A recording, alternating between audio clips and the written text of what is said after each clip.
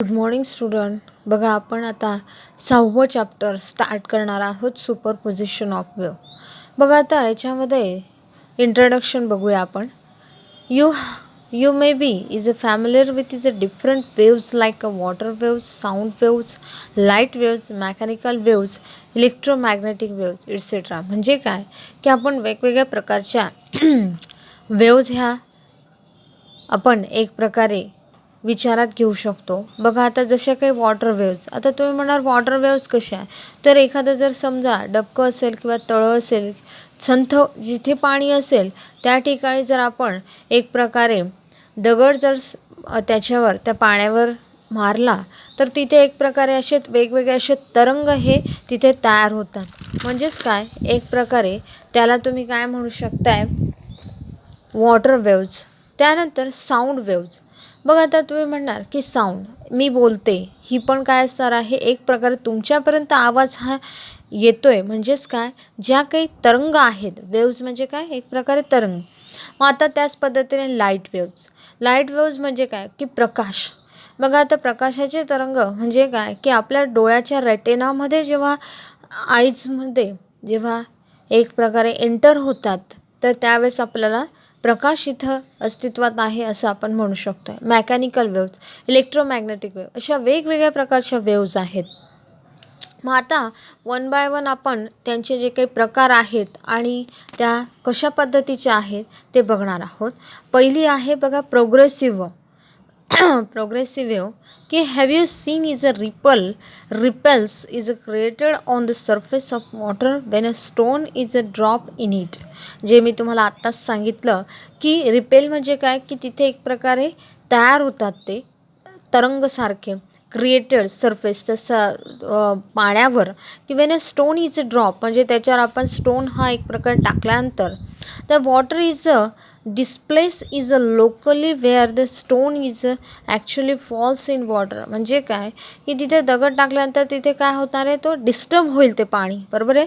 The disturbance is a slowly is a spreads and distant particles get is a disturb from their position of rest. म्हणजे काय की जे संथ पाणी आहे, रेस्ट म्हणजे काय, आपण इथे रेस्ट म्हणजे काय आराम करणे नव्हे, तर एक प्रकारे ते संथ पाणी आहे, म्हणजे शांत स्वरूपात आहे आणि त्याला तुम्ही डिस्टर्ब करतायत दगड टाकल्यानंतर, तर तिथे काय होणार आहे, एक प्रकारे वेव्ज ह्या क्रिएट होणार आहेत. बघा आता प्रोग्रेसिव्ह वेव्हची डेफिनेशन आपण बघू की a wave in which the disturbances is a produce in the medium is a travels in a given a direction is a continuously is a without any damping and is a obstruction is from one particle to another is a progressive wave or is a traveling wave. त्यालाच तुम्ही travelling wave देखील म्हणू शकताय की असे waves की जे produce होत आहे in the medium travel in a given direction continuously, म्हणजे त्या कशा असणार आहे, कंटिन्युअसली त्या जाणार आहे, विदाउट डॅम्पिंग म्हणजे अँड इज अ ऑब्स्ट्रॅक्शन म्हणजे तिथं कुठल्याही प्रकारचा ऑब्स्ट्रक्शन किंवा डॅम्पिंग म्हणजे काय अडथळा हा निर्माण होणार नाही आहे. फ्रॉम वन पार्टिकल म्हणजे एका पार्टिकलपासून दुसऱ्या पार्टिकलपर्यंत तिथे कुठल्याही प्रकारचा त्यांच्यामध्ये अडथळा निर्माण होणार नाही आणि त्या कशा आहेत, त्या एक प्रकारे ट्रॅव्हल ह्या कंटिन्युअसली होणार आहेत. तर अशा वेव्जला तुम्ही काय म्हणू शकताय, प्रोग्रेसिव्ह वेव्ह. आता एक्झाम्पल कुठले कुठले, द साऊंड वेव्ह की which is a pressure wave is a consisting of is a compression and ray refraction is a traveling along the direction of propagation of the wave. म्हणजे काय की बघा आता आवाज कुठूनही आपण जरी हा दिला तरी त्याला कुठल्याही प्रकारचं अडथळा हा निर्माण न होता तो जो काही आवाज आहे तो एका वन पार्टिकल म्हणजे काय, आता one particle to other particle त्याच्यामध्ये हे जाऊन तो आवाज हा जातोच. त्यानंतर बघा आता प्रॉपर्टीज ऑफ प्रोग्रेसिव्ह कुठल्या आहेत, तर बघा आता इथे आपल्या टेक्स्टबुकमध्ये बऱ्याच अशा प्रॉपर्टीज आहे, तर त्या 10 किंवा ज्या काही आहेत प्रॉपर्टीज त्याच्यापैकी तुम्ही एनी 4 प्रॉपर्टीज तुम्ही प्रिपेअर करू शकताय. मी तुम्हाला इथे 4 प्रॉपर्टीज समजावून देणार आहे. First, each particle in a medium is executes the same type of vibration. Particles vibrate about their mean position is a performing is a simple harmonic motion. म्हणजे काय की प्रत्येक पार्टिकल जे काय मीडियम आहे जे same type of vibration particle about their main position perform is a simple harmonic motion. बघा आधीच्या चॅप्टरमध्ये आपण बघितलं आहे सिम्पल हार्मोनिक मोशनचं डेरिवेशन बघितलं की नेमके त्या कुठल्या प्रकारच्या वेव्ज असतात. तर त्याच्यामध्ये आपण तिथे प्रत्येक पार्टिकल हा एक प्रकारे काय होत असतोय तो व्हायब्रेट हा होत असतो त्याच्या मीन पोझिशन मूळ स्वरूपातून हा होत असतो. बघा आता त्याच्यानंतर आपल्याला बघायचं आहे पुढचं असणार आहे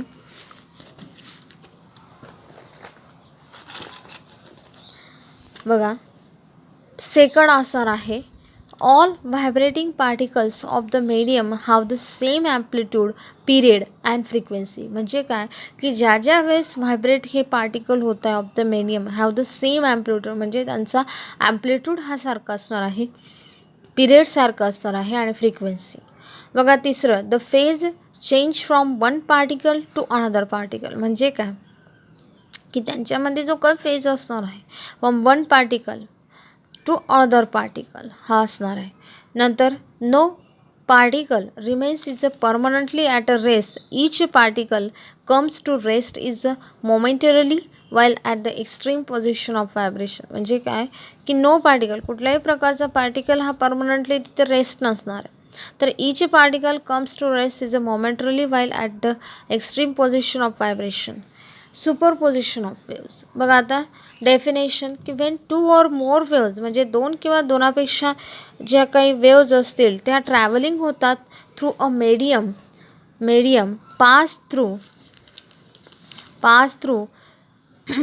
a common point each wave produces its own displacement at that point is independent of the presence of the other wave and the resultant displacement at a point is equal to the vector sum of the displacement due to the individual wave at that point. बघा आता basic concept आहे superposition of wave म्हणजे काय की दोन किंवा दोनापेक्षा ज्या अधिक वेव्ज असतील त्या ट्रॅव्हल होतात बरोबर आहे जातात तर त्यांना कुठलं तरी मीडियम असणार आहे बरोबर आहे एअर मीडियम वॉटर मीडियम कुठलं तरी मीडियम असणार आहे तर pass through a common point परंतु त्यांचा जो काही ट्रॅव्हलिंग असणारा पॉईंट असणार आहे तो कॉमन असणार आहे आणि ईच वेव्ह प्रत्येक वेव्ह ही काय प्रोड्यूस करते इट्स ओन डिस्प्लेसमेंट म्हणजे स्वतःचं एक प्रकारे ती डिस्प्लेस होणार आहे म्हणजे एका ठिकाणून दुसऱ्या तिचं स्थलांतर होणार आहे at that point is independent of the presence of the other wave. The resultant displacement at that point is equal to the vector sum of the displacement due to individual wave at that point. म्हणजेच काय की त्या दोन wave एक प्रकारे त्यांचं काय होणार आहे सम म्हणजे काय ॲडिशन होणार आहे in displacement due to individual wave at that point.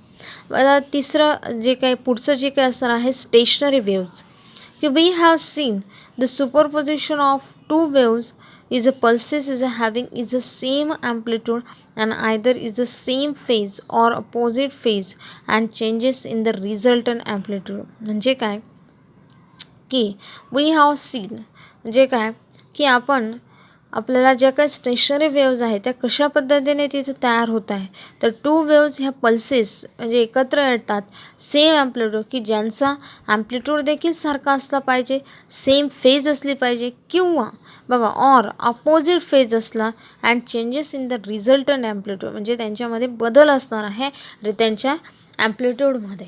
त्यानंतर बघा आता आपल्याला फॉर्मेशन ऑफ स्टेशनरी वेव्ज ह्या कशा पद्धतीने तयार होतात ते बघायचे.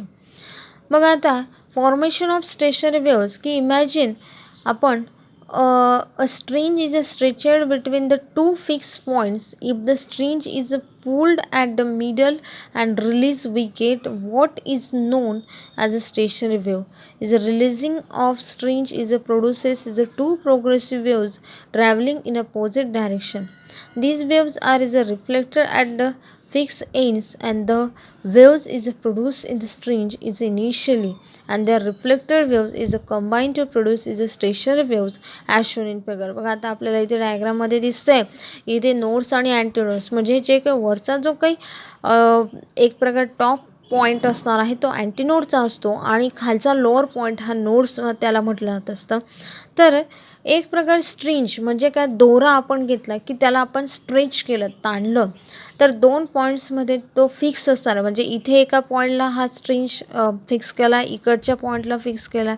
आणि त्याच्यानंतर if the string is a pulled म्हणजे त्या स्ट्रिंजला काय केलं, एक प्रकारे ओढलं आहे आणि त्याचा जो मिडल जो काही असणार आहे अँड रिलीज नंतर हळूहळू तो सोडून दिला, तर we get what is a known म्हणजे काय तिथं तयार होणार. तर एक प्रकारे यालाच तुम्ही काय म्हणणार आहेत, स्टेशनरी वेव्ज तयार होणार आहेत. की releasing of string is a process is a to progressive. Release म्हणजे काय, एक प्रकारे सैल सोडणे. तर स्ट्रिंज प्रोसेस टू प्रोग्रेसिव्ह, दोन तिथे प्रोग्रेसिव्ह वेव्ज ह्या ट्रॅव्हल होणार आहेत, परंतु त्या कशा पद्धतीने असणार आहेत, अपोजिट डायरेक्शन असणार आहे. आणि these waves are is reflected at the fixed age and the waves is a produces in the string initially and their reflected wave combined to produce stationary waves as shown in figure. बघा आता formation of stationary waves on a string, the two sides is arrow indicates the motion of particle of the string. म्हणजे काय, एक प्रकारे त्या पार्टिकलची काय असणार आहे, ती मोशन असणार आहे. बघा आता equation of stationery wave on a stretches string, तर याच्यावरच आधारित आपल्याला इक्वेशन बघायचं आहे. Consider is a to simple harmonic progress wave of equal amplitude and wavelength. Lambda is propagating on a long uniform string in opposite direction. तर remember 2 pi lambda is equal to K, म्हणजे आपल्याला त्याची value तिथं use करायची आहे. 2 pi is equal to omega. The equation of wave is travelling along x axis in the positive direction is. बघा आता इथे 2 सिम्पल हार्मोनिक प्रोग्रेसिव्ह वेव्हचा वापर केलेला आहे की त्यांचं ॲम्प्लिट्यूड हे सारखं असणार आहे, वेव्हलेंथ सारखे असणार आहे आणि त्या कशा पद्धतीने जाणार आहे ते दर्शवलेलं आहे. त्यानंतर बघा आता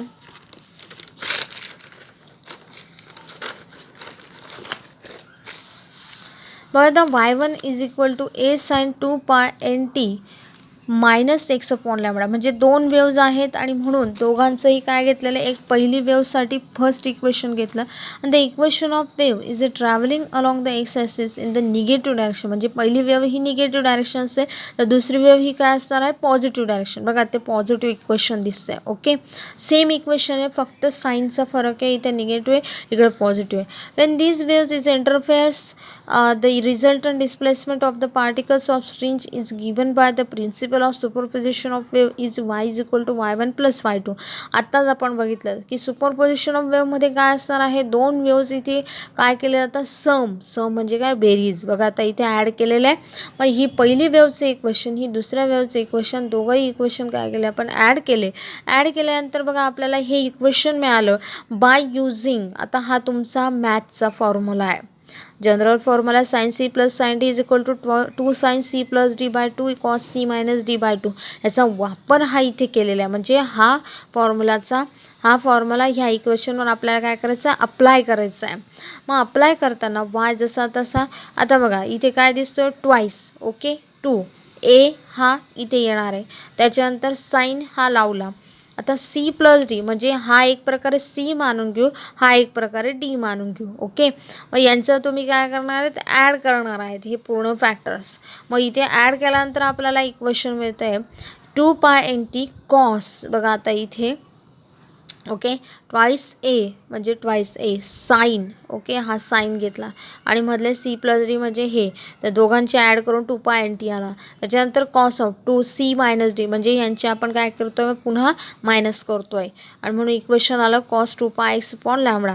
मग y is equal to twice A cos. मग आता याच्या जे काही व्हॅल्यूज आहेत त्या आपण पुट करणार आहोत. ट्वाईस ए हा फॅक्टर फक्त इकडे घेतला आणि हा फॅक्टर इकडे जाऊ दिला, म्हणजे हे इक्वेशन या पद्धतीने आपण मांडलेलं आहे. बस दुसरं काय नाही. याला इक्वेशन नंबर 3 केलं युजिंग ट्वाईस ए cos 2 pi x upon lambda. म्हणजे काय, ह्या फॅक्टरची किंमत आपण काय मानणार आहे, ए कॅपिटल ए इन इक्वेशन 3मध्ये आपल्याला टाकायची आहे. म्हणजे याच्यामध्ये ही व्हॅल्यू पण पुट केली तर आपल्याला इक्वेशन मिळेल y is equal to a sine 2 pi n t. त्याच्यानंतर बघा आता इथे as a W is equal to 2 pi n, we get y is equal to a sin omega T. तर अशा पद्धतीने आपल्याला हे इक्वेशन मिळतं आहे. परंतु बघा आता डेफिनेशन ऑफ स्टेशनरी वेव्स काय, तर Wien 2 identical waves is a traveling along the same path in opposite direction is interfere with each other resultant wave is called as a stationery wave. Stationery wave आपण कोणाला म्हणू शकतो की अशा दोन waves की ज्या आयडेंटिकल आहेत, समान आहेत, travelling along the same path, त्यांचा मार्ग समान आहे, परंतु त्या अपोजिट डायरेक्शनने interfere with each other. Resultant wave आणि रिझल्टंट म्हणजे काय, त्यांची ॲडिशन होते किंवा एक तर सबट्रॅक्शन होते, तर याला तुम्ही काय म्हणणार, स्टेशनरी वेव्ह. बघा तर त्याचे एक प्रकारे स्टेशनरी वेव्हचे तुम्हाला इथे दिसते की कंडिशन फॉर नोड्स आणि अँटी नोड्ससाठी आपल्याला बघायचे आहे. मग आता बघा इथे A for anti node, N for node, इकडे पण अँटी नोड आणि इकडे नोड. तर अशा पद्धतीने ही डायग्राम आहे. तर बघा condition of nodes are the points of minimum डिस्प्लेसमेंटसाठी हा वापरला जातो. म्हणजे नोड्स हा कशासाठी वापरला जातो, मिनिमम डिस्प्लेसमेंट, म्हणजे ती वेव्ज कमीत कमी डिस्प्लेसमेंट ज्यावेळेस घडत. This is a possible if the amplitude is a minimum 0 असेल. मग twice A cos 2πx upon lambda is equal to 0, cos 2πx upon lambda is equal to 0. मग यावरून तुम्हाला इक्वेशन मिळतं आहे 2πx अपॉन लॅम्बडा. बघा आता π/2 तुम्ही टाकू शकताय, 3π/2 टाकू शकताय, π/2 टाकू शकताय. मग यावरून आपल्याला एक्सची व्हॅल्यू आपण याच्यामध्ये काय टाकू शकतो आहे, तर λ/4, 3λ/4, 5λ/4. सर्व फॅक्टर्स हे कसे दिसत आहेत बघा तुम्हाला या पद्धतीचे. आणि यावरून जनरल फॉर्म्युला हा तयार होतो आहे, x is equal to 2p - 1 λ/4 where p is equal to 1 2 3. आणि the distance between two successive node म्हणजे काय की यांच्यामधलं सक्सेसिव्ह नोड म्हणजे का एन पासून हा नोड, तर यांच्यामधलं जे काही एक प्रकारे डिस्टन्स असणार आहे सक्सेसिव्ह नोड्समधलं 2, तर ते असणार आहे λ/2 म्हणजे इव्हन नंबर आहे. कंडिशन फॉर नोड्स बघा आता anti nodes are the points of maximum displacement. बघा आता सगळ्यात महत्त्वाचा डिफरन्स काय बघा, नोड्स हा कशासाठी वापरला जातो आहे, मिनिमम डिस्प्लेसमेंटसाठी, तर अँटी नोड हा कशासाठी वापरला जातो आहे, मॅक्झिमम डिस्प्लेसमेंटसाठी. मग आता याचे आपल्याला इक्वेशन बघायचे. मग आता बघा आता such that antinodes are the points of maximum displacement A is equal to plus minus twice A cos of 2πx upon lambda plus minus twice A और cos of 2πx upon lambda plus minus 1 2πx upon lambda 0π 2π 3π x is equal to 0 λ/2 λ 3 λ/2. ज्या पद्धतीने आपण नोड्सचे equation काढले त्याच पद्धतीने आपल्याला anti नोड्सचे पण काढायचे. x is equal to λ/p/2 where p is equal to 0 1 2 3 up to the distance between two successive anti nodes सुद्धा काय असणार आहे बघा λ/2 आणि नोड्सचे पण काय असणार आहे λ/2. तर नोड्स आणि अँटी नोड्स आपण काय म्हणू शकतो आहे, आर फॉर्म इज अल्टरनेटली म्हणजे एका मागोमाग हे तयार होत आहे. Therefore the distance between nodes and adjacent म्हणजे त्याचा जो काही लगतचा जो काही अँटी नोड असणार आहे तो काय असणार आहे λ/4. अशा पद्धतीने आपण हे इक्वेशन बघितले, एक्झामच्या दृष्टीने महत्त्वाचे. नोट्सचे जे काही फोटो आहेत ह्या व्हिडिओमधील ते तुम्हाला मी टाकणार आहे, ते व्यवस्थित आपल्या फिजिक्सच्या नोटबुकमध्ये लिहायचे. नमस्कार.